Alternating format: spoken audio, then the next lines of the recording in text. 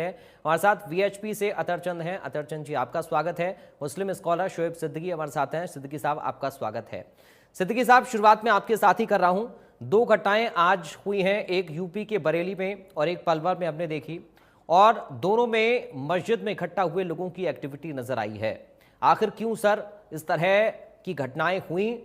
पहली घटना बरेली में जब हुई, वहां पर क्यों प्रदर्शनकारी उग्र होने का प्रयास कर रहे थे, और दूसरी घटना मस्जिद के अंदर क्यों एक बच्ची का धर्म परिवर्तन कराया जा रहा था?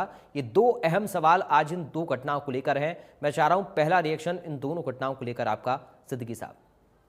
जी जी। देखिए सर, सबसे पहले तो मैं मुल्क के वजीर आजम नरेंद्र मोदी जी को और रियासत के वजीर आला योगी आदित्यनाथ जी को नवरात्र की मुबारकबाद देता हूँ। दिल की गहराइयों से आप सबको मुबारकबाद देता हूँ। जी। देखिए सर, ये मुल्क जो है गंगा जमनी की तहजीब की मिसाल दी जाती है, लेकिन चंद लोग होते हैं जो इस तरह की हरकतें करते हैं। उनको इस मुल्क में अमन चैन लेने नहीं दिया जाता है। अब आप बरेली की बात आ जाइए सर। तौकीर रजा साहब का बयान जो रहता है वो हमेशा सुर्खियों सुर्खियों में रहता है सर। देखिए, एक जो बात यहाँ निकल कर ये आई है, हम ईद जो जुमा के दिन होता है सर, वो हमारे हफ्ते की ईद होती है।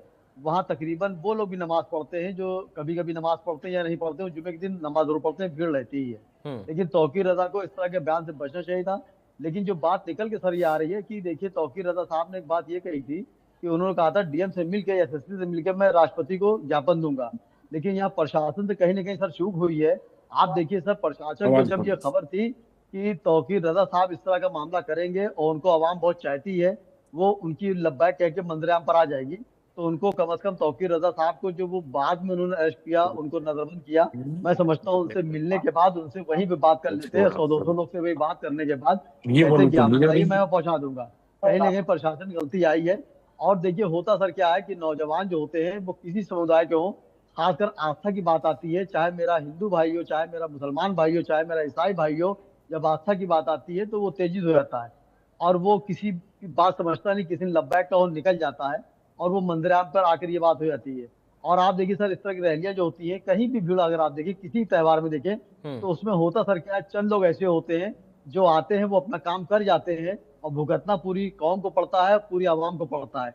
तो मैं समझता हूँ तौकीर रजा को कम से कम इस तरह से बयान से बचना चाहिए, इसका एहतजाज भी होता। और यहाँ से सर नबी की बात में बताओ चलो सर आपको, नबी की बात बता दूं सर, नबी हमारे जो थे पूरे आलम के थे सर।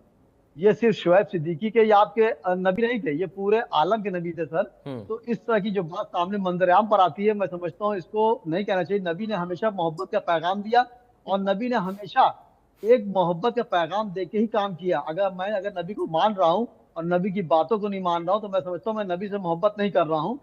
उनसे उनकी बातों को नहीं मान रहा हूँ, तो नफरत वाली बात तो नहीं कहूंगा, लेकिन उनसे मोहब्बत नहीं कर रहा हूँ।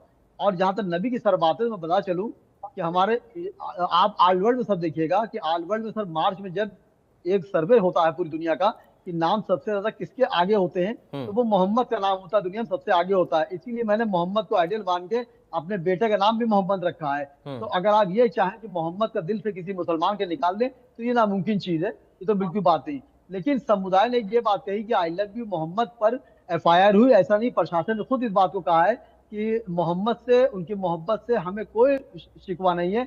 जो भीड़ इकट्ठा हो रही थी उसमें कुछ उत्तेजित बात आई, इसलिए फायर हुई। लेकिन यहाँ प्रशासन क्या, आप देखिए चाहे कानपुर चाहे बरेली, कहीं ना कहीं प्रशासन घेरे में आता है, शक के घेरे में आता है कि आखिर इस तरह के मामले अगर हो रहे थे तो आपको मंदिर आम पर आके उसको पहले टिकल करना चाहिए।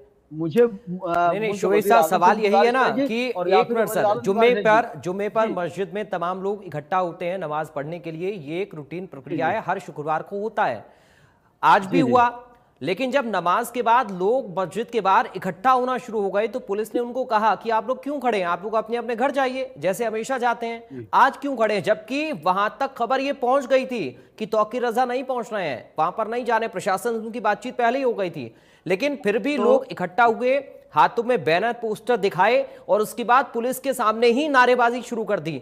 तो क्या था सर ये? तो, क्या ये तो जानबूझकर सर पुलिस को उकसाया जा रहा था कि आइए आप कार्रवाई करिए हमारे ऊपर? देखिए सर, आप बिल्कुल सही बात कह रहे हैं। देखिए, आपने सवाल भी किया और तकरीबन जवाब भी दे दिया, ये बिल्कुल हकीकत आपने सही बात कही। मैंने कहा ना, नौजवान जो है उत्तेजित हो जाता है। अगर तौकीर रजा ने बयान दिया था और वो वहां नहीं पहुंच रहे थे, तो उनको पहले कहना नहीं पहुंच रहे हैं। और पहली बात, अगर उनको राष्ट्रपति को ज्ञापन देना था हम्म। तो वो तरीका इस तरह का नहीं था। होता क्या है कि हम आप जो है बड़े बड़े जो लोग होते हैं, वो अपनी बात कह देते हैं, आम आवाम पिस जाती है, उसके बाद उनके माँ बाप, बीवी, सर बच्चे वही हुआ ना, वो तौकीर रजा ने एक बयान दिया और डंडे किसने खाए? बरेली के नौजवान ने। सवाल तो यही मैं वही कह रहा है था कि इस ऐसे तरह लोगों के बयान के बचना आधार पर चाहिए। क्यों अपने आप को सड़क पर घसीटना है, पुलिस के डंडों का शिकार होना है? क्यों अब अपनी सर छवि देखिए को, अपने होता क्या, कौम को, देखिए अपने देखिए अपने बड़ों का मान सम्मान खराब करना है सर?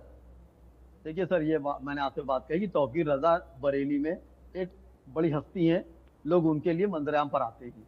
उन्होंने जो बयान दिया वो उनका अपना बयान था। अगर उनके बयान में कोई ऊपर नीचे मामला कुछ होता तो मैं समझता हूँ हिंदुस्तान में बहुत बड़े बड़े आलिम मौजूद हैं, उनके लेकिन अब तक सिद्दीकी कोई साहब टुकड़े सवाल नहीं ये आए। है सर, मैं आपको माफी के साथ रोक रहा हूं, सवाल ये है कि अगर तो आप ये मान रहे हैं कि तौकीर रजा बार बार इस तरह के बयान देते हैं, भड़काऊ बयानबाजी करते हैं, लोगों को भड़काने का काम करते हैं, तो एक फतवा तौकीर रजा के नाम भी जारी हो जाना चाहिए।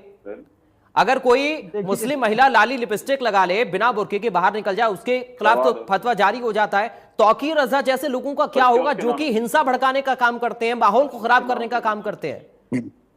सर देखिए होता क्या है, कुछ तो होते हैं मोहब्बत में जुनून के आसार और कुछ लोग भी दीवाना बना देते हैं।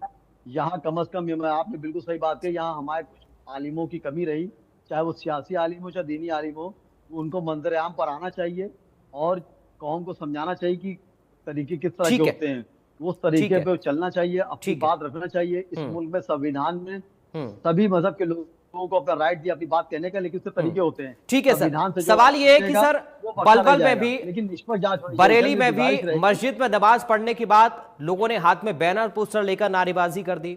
पलवल में मस्जिद के अंदर एक बच्ची का धर्मांतरण कराया जा रहा था, उसके कलावा, बिंदी, वो सब हटा दिया गया।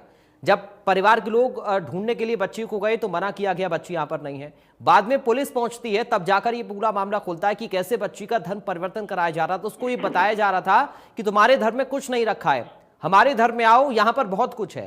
तो ये क्या चल रहा है आखिर सर? ये कौन लोग हैं जो कि मस्जिद का नाम खराब कर रहे हैं? ये कौन लोग हैं जो इस्लाम के नाम पर इस तरह की ठेकेदारी चला रहे हैं? क्यों इस्लाम का नाम बदनाम करें? क्या इस्लाम में ये लिखा है कि जबरन धर्म परिवर्तन किसी का हमें कराना है? देखिए सर, वही मैंने बात कही ना कि चंद लोग ऐसी गलतियां करते हैं, भुगतना पूरी कौम को पड़ता है। अभी एक मामला इसी तरह का झांगुर बाबा का चल रहा था, उस पर मैंने बहुत डिबेटें दी कि वो जरा सी बात थी, कहाँ कहाँ पहुंच गए। देखिए इस तरह के मामले नहीं करना चाहिए। जाहिर बात, जबरन बात है कि लड़की ने अपने बयान खुद दिए हैं और वो पकड़े जा चुके हैं और भी लोग पकड़े जाएंगे। तो देखिए ठीक है, किसी भी धर्म की बात है, कहीं ठीक, पे जाति नहीं है। अगर आप कुरान उठा के देख ले, बाइबल उठा के देख ले, गीता उठा के देख लेकिन सर ले, शोएब किसी में साहब नहीं लिखा सवाल है यही है ना किसी कि ऐसे मजहब के लोगों ऊपर पर जुल्म कार्रवाई करिए, क्यों नहीं किसी होती को है? जबरदस्ती करिए। क्यों जो लोग धर्म के जानकार हैं, जो लोग धर्म के नाम पर लोगों को ज्ञान देते हैं, क्यों वो ऐसे लोगों पर कार्रवाई की वकालत नहीं करते हैं? फिर सवाल तो यही है सर। मैं अतरजन